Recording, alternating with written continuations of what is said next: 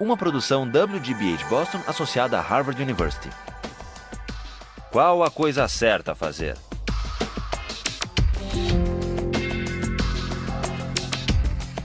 Justice, com Michael Sandel.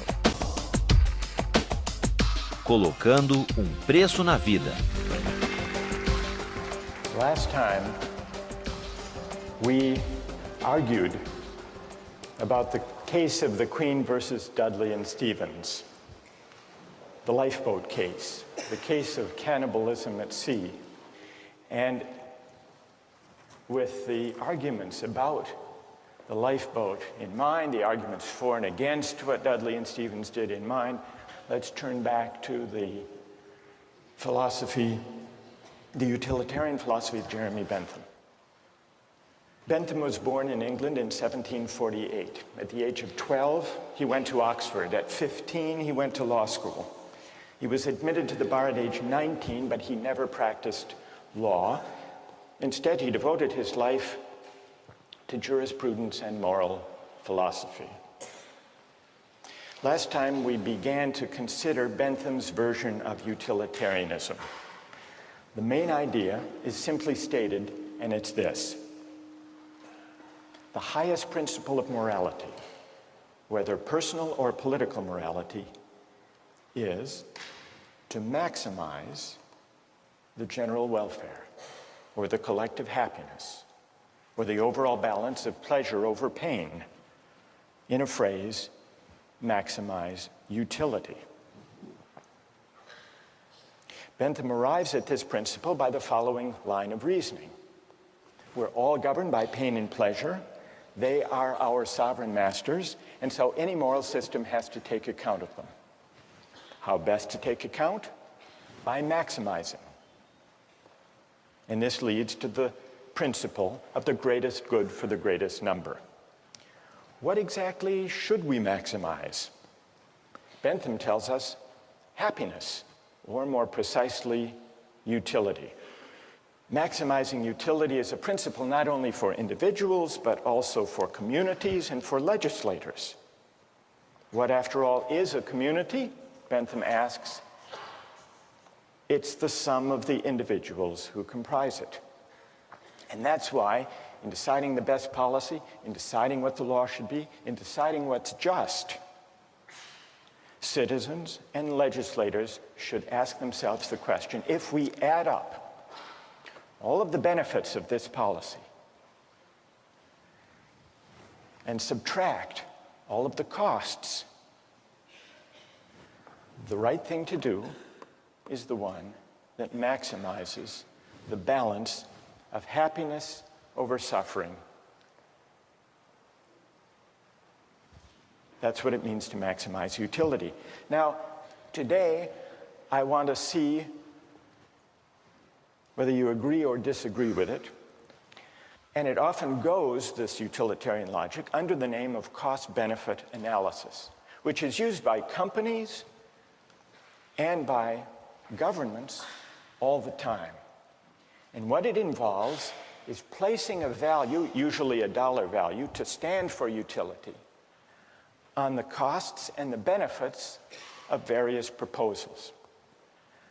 Recently in the Czech Republic, there was a proposal to increase the excise tax on smoking. Philip Morris, the tobacco company, does huge business in the Czech Republic. They commissioned a study, a cost-benefit analysis of smoking in the Czech Republic. And what their cost-benefit analysis found was the government gains by having Czech citizens smoke. Now, how do they gain? It's true that there are negative effects to the public finance of the Czech government because there are increased healthcare costs for people who develop smoking-related diseases.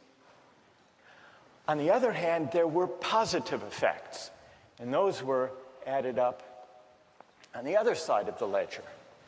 The positive effects included, for the most part, various tax revenues that the government derives from the sale of cigarette products, but it also included healthcare savings to the government when people die early, pension savings, you don't have to pay pensions for as long, and also savings in housing costs for the elderly. And when all of the costs and benefits were added up, the Philip Morris study found that there is a net public finance gain in the Czech Republic of $147 million. And given the savings in housing and healthcare and pension costs, the government enjoys a savings of over $1,200 for each person who dies prematurely due to smoking. Cost-benefit analysis. Now, those among you who are defenders of utilitarianism may think that this is an unfair test. Philip Morris was pilloried in the press, and they issued an apology for this heartless calculation. You may say that what's missing here is something that the utilitarian can easily incorporate, namely, the value to the person and to the families of those who die from lung cancer. What about the value of life? Some cost-benefit analyses incorporate a measure for the value of life. One of the most famous of these involved the Ford Pinto case. Did any of you read about that? This was back in the 1970s. Do you remember what the Ford Pinto was, a kind of car? Anybody? It was a small car, a subcompact car, very popular. But it had one problem, which is the fuel tank was at the back of the car. And in rear collisions, the fuel tank exploded. And some people were killed, and some severely injured. Victims of these injuries took Ford to court to sue. And in the court case, it turned out that Ford had long since known about the vulnerable fuel tank and had done a cost-benefit analysis to determine whether it would be worth it to put in a special shield that would protect the fuel tank and prevent it from exploding. They did a cost-benefit analysis. The cost per part to increase the safety of the Pinto, they calculated at $11 per part. And this was the cost-benefit analysis that emerged in the trial. $11 per part at 12.5 million cars and trucks came to a total cost of $137 million to improve the safety. But then they calculated the benefits of spending all this money on a safer car, and they counted 180 deaths, and they assigned a dollar value, $200,000 per death.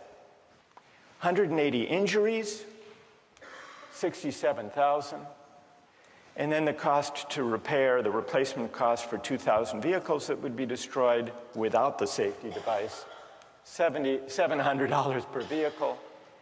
So the benefits turned out to be only $49.5 million, and so they didn't install the device. Needless to say, when this memo of the Ford Motor Company's cost-benefit analysis came out in the trial, it appalled the jurors who awarded a huge settlement. Is this a counterexample to the utilitarian idea of calculating? Because Ford included a measure of the value of life. Now, who here wants to defend cost-benefit analysis from this apparent counterexample? Who has a defense? Or do you think this completely destroys the whole utilitarian calculus?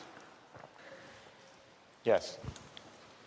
Okay, well, I think that, once again, they've made the same mistake the previous case did, that they assigned a dollar value to human life. And once again, they failed to take account things like suffering and emotional losses by the families. I mean, families lost earnings, but they also lost a loved one, and that is more valued than $200,000. Right. And wait. That's good. What's your name? Julia Roto. So if 200,000, Julie, is too low a figure because it doesn't include the loss of a loved one and the loss of those years of life, what do you think would be a more accurate number?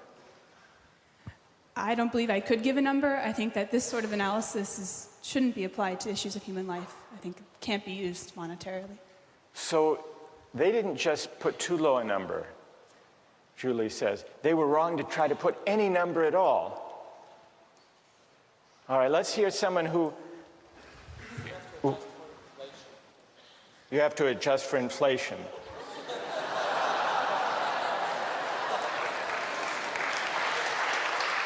All right, fair enough. So what would the number be now? This was 35 years ago. $2 million. You would put 2 million. And what's your name? Wojtek says, we have to allow for inflation. We should be more generous. Then would you be satisfied that this is the right way of thinking about the question? I guess, unfortunately, it is. There needs to be a number put somewhere. Like, I'm not sure what that number would be, but I do agree that there could possibly be a number put on human life. All right, so Wojtek says, and here he disagrees with Julie. Julie says we can't put a number on human life for the purpose of a cost-benefit analysis. Wojtek says we have to, because we have to make decisions somehow. What do other people think about this? Is there anyone prepared to defend cost-benefit analysis here? As accurate, as desirable? Yes? Go ahead. I think that if Ford and other car companies didn't use cost-benefit analysis, they'd eventually go out of business because they wouldn't be able to be profitable, and millions of people wouldn't be able to use their cars to get to jobs, to put food on the table, to feed their children. So I think that if cost-benefit analysis isn't employed, the greater good is sacrificed in this case. All right, let me add, what's your name? Raul? Raul. There was recently a study done about cell phone use by drivers when people are driving a car, and there's a debate whether that should be banned. Yeah. And the figure was that some 2,000 people die as a result of accidents each year using cell phones. And yet, the cost-benefit analysis, which was done by the Center for Risk Analysis at Harvard, found that if you look at the benefits of the cell phone use and you put some value on the life, it comes out about the same because of the enormous economic benefit of enabling people to take advantage of their time, not waste time, be able to make deals and talk to friends and so on while they're driving. Doesn't that suggest that it's a mistake to try to put monetary figures on questions of human life? Well, I think that if the great majority of people try to derive maximum utility out of a service like using cell phones and the convenience that cell phones provide, that sacrifice is necessary for satisfaction to occur. You're an outright utilitarian. Yes. Okay. All right, then one last question, Raul. Okay. And I put this to Wojtek. What dollar figure should be put on human life to decide whether to ban the use of cell phones? Well, I don't want to arbitrarily calculate a figure. I mean, right now, I think that... You want to take it under advisement? Yeah, I'll take it under advisement. But what, roughly speaking, would it be? You've got 2,300 deaths. Okay. You've got to assign a dollar value to know whether you want to prevent those deaths by banning the use of cell phones in cars. Okay. So, what would your hunch be? How much? 1 million? 2 million? 2 million was Wojtek's figure. Yeah. Is that about right? Maybe 1 million. 1 million? Yeah. You know, that's good. Thank you. Okay. So these are some of the controversies that arise these days from cost-benefit analysis, especially those that involve placing a dollar value on everything to be added up. Well, now I want to turn to your objections not necessarily to cost-benefit analysis specifically, because that's just one version of the utilitarian logic in practice today, but to the theory as a whole, to the idea that the right thing to do, the just basis for policy and law, is to maximize utility. How many disagree with the utilitarian approach to law and to the common good? How many agree with it? So more agree than disagree. So let's hear from the critics. Yes? My main issue with it is that I feel like you can't say that just because someone's in the minority, what they want and need is less valuable than someone who's in the majority. So I guess I have an issue with the idea that the greatest good for the greatest number is okay, because there's still, what about the people who are in the lesser number? Like, it's not fair to them. They didn't have any say in where they wanted to be. All right, that's an interesting objection. You're worried about the effect on the minority. Yes. What's your name, by the way? Anna. Who has an answer to Anna's worry about the effect on the minority? What do you say to Anna? She said that the minorities value less. I don't think that's the case, because individually the minority's value is just the same as the individual of the majority. It's just that the numbers outweigh the minority.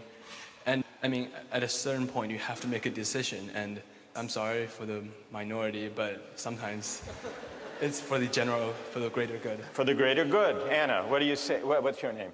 Yangda. What do you say to Yangda? Yangda says you just have to add up people's preferences, and those in the minority do have their preferences weighed. Can you give an example of the kind of thing you're worried about when you say you're worried about utilitarianism violating the concern or respect due the minority? Okay. Can you give an example? So, well, with any of the cases that we've talked about, like for the shipwreck one, I think the boy who was eaten still had as much of a right to live as the other people, and just because he was the minority in that case, the one who maybe had less of a chance to keep living, that doesn't mean that the others automatically have a right to eat him just because it would give a greater amount of people the chance to live. So there may be certain rights that the minority members have, that the individual has, that shouldn't be traded off for the sake of utility? Yes. Yes, Anna? Yonda, this would be a test for you. Back in ancient Rome, they threw Christians to the lions in the Colosseum for sport. If you think how the utilitarian calculus would go, yes, the Christian thrown to the lion suffers enormous, excruciating pain. But look at the collective ecstasy of the Romans. Yonda.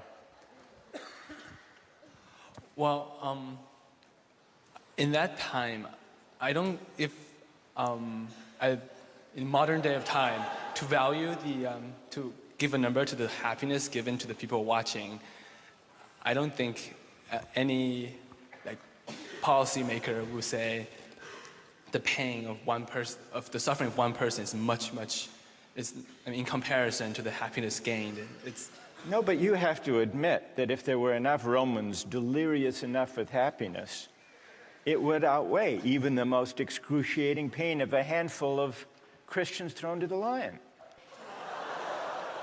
So we really have here two different objections to utilitarianism. One has to do with whether utilitarianism adequately respects individual rights or minority rights, and the other has to do with the whole idea of aggregating utility or preferences or values is it possible to aggregate all values to translate them into dollar terms? There was, in the 1930s, a psychologist who tried to address this second question. He tried to prove what utilitarianism assumes, that it is possible to translate all goods, all values, all human concerns into a single uniform measure. And he did this by conducting a survey of young recipients of relief. This was in the 1930s. And he gave them a list of unpleasant experiences. And he asked them, how much would you have to be paid to undergo the following experiences? And he kept track. For example, how much would you have to be paid to have one upper front tooth pulled out? Or how much would you have to be paid to have one little toe cut off? Or to eat a live earthworm 6 inches long? Or to live the rest of your life on a farm in Kansas? Or to choke a stray cat to death with your bare hands? Now, what do you suppose was the most expensive item on that list? Kansas?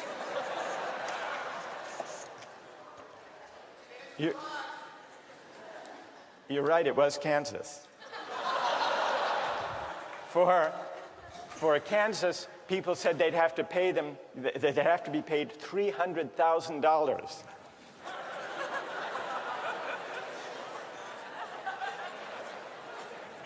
What do you think was the next most expensive? Not the cat. Not the tooth. Not the toe. The worm. People said you'd have to pay them $100,000 to eat the worm. What do you think was the least expensive item? Not the cat, the tooth. During the Depression, people were willing to have their tooth pulled for only $4,500. Now, here's what Thorndike concluded from his study. Any want or satisfaction which exists in some amount and is therefore measurable. The life of a dog or a cat or a chicken consists of appetites, cravings, desires, and their gratifications. So does the life of human beings, though the appetites and desires are more complicated. But what about Thorndike's study? Does it support Bentham's idea that all goods, all values can be captured according to a single uniform measure of value? Or does the preposterous character of those different items on the list suggest the opposite conclusion, that maybe, whether we're talking about life or Kansas or the worm, maybe the things we value and cherish can't be captured according to a single uniform measure of value? And if they can't, what are the consequences for the utilitarian theory of morality? That's a question we'll continue with next time.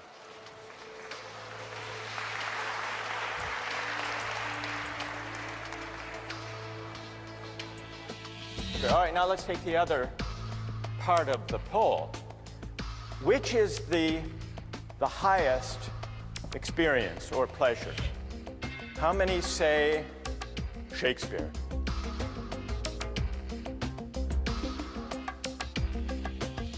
How many say Fear Factor? No, you can't be serious. Really?